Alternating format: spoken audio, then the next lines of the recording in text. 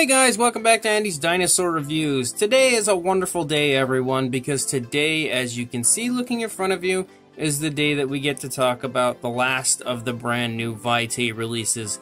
Yes, I have finally received the new Vitae 2018 Wuerhosaurus, and this is it in all of its splendor and beauty. And I will say, at first glance, this thing is absolutely fantastic.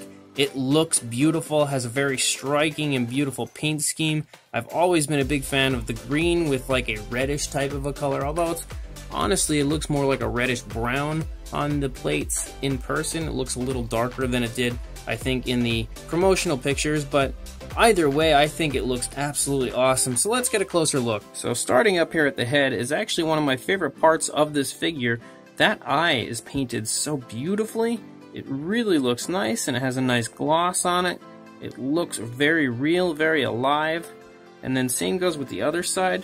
And I love that they've included a light outline with like a light brown around the eye, because I really feel like that really helps to elaborate the eye and help it stand out on this figure. You see that the mouth is painted nicely as well. The nostrils are right there. They look very nice. There's not too much in the way of detail on the actual sculpt of the mouth, and in fact, the actual opening of the mouth hasn't really been sculpted, or if it has, I don't really notice it. But either way, it's a very minute issue when you take into consideration the size of the figure. It's not very large, it's pretty small, and it does still really look quite nice. Even with, oh, there we go, we can see it a little bit there. Even with the mouth closed, it still looks nice. You may not even have noticed it in person with the mouth closed, but the paint is nicely applied here on the face. It looks beautiful, nice sculpt work. Coming back the neck, some more nice sculpt work, and again the paint is nicely applied there as well. The plates on the back look beautiful. There isn't too much in the way of actual detail on the plates, but they still look quite nice. You see the spikes sticking out of the side here, look very nice. I really love that they have that reddish brown closer to the body that extends into almost like a beige type color at the end. And there is some nice weathering that's been done to it there. You can see basically a darker wash has been put over it. That looks very nice. The green looks beautiful on this. The little blue, or it's like a dark blue kind of, these stripes that run down aren't the best as far as the way they've been applied. They do kind of look like paint more so than body color, but from even one little step back, that is not even something you notice. It just looks fantastic. You see that the sculpt work on the front legs here, very nice, has a nice brownish color on the feet. The nails are painted pretty nicely, a little sloppy but not anything bad. The nails are a dark brown, and then going back to this back leg here, see some nice musculature in the leg. And again, those brown feet, also with the darker brown nails. Beautiful dry brushing has been done. You can see it's even been dry brushed over the stomach, giving it a beautiful, real looking appearance.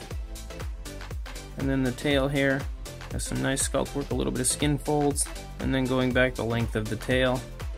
Sculpt work looks fantastic the whole way out. And then the tail spikes look incredible in my opinion. There is a lot of nicely done detail, a lot of detail put into it. And again, they've applied that dark wash, which really brings it to life. And I love the brown that's been chosen for the color of the tail spikes. I think that also looks very, very nice. Looking at the opposing side, the neck again has that beautiful dry brushing down along the course of the neck. Beautiful muscle tone in this front leg, this leg that's extended forward a little bit. Again, the side spike painted and sculpted really nicely. Now if you'll notice, mine is actually a little bit crooked on that side. This is how it's supposed to look, but mine was a little squished in the box that I got it in, and this side spike here kind of warped a little, as did the tail. The tail isn't supposed to bend, I don't believe, like this.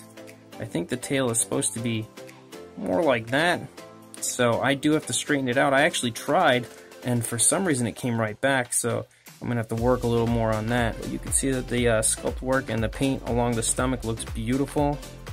Nice skin stretching here as the leg is pushed back. Some beautiful little bumps here on the upper part of the hip. Nice sculpt work of the leg. And then the tail looks very nice on both sides.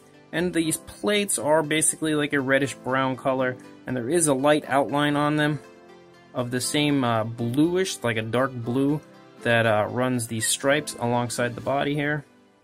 And then the upper middle area of the back is actually a darker green than you see on the rest of the animal. So some nice color difference there.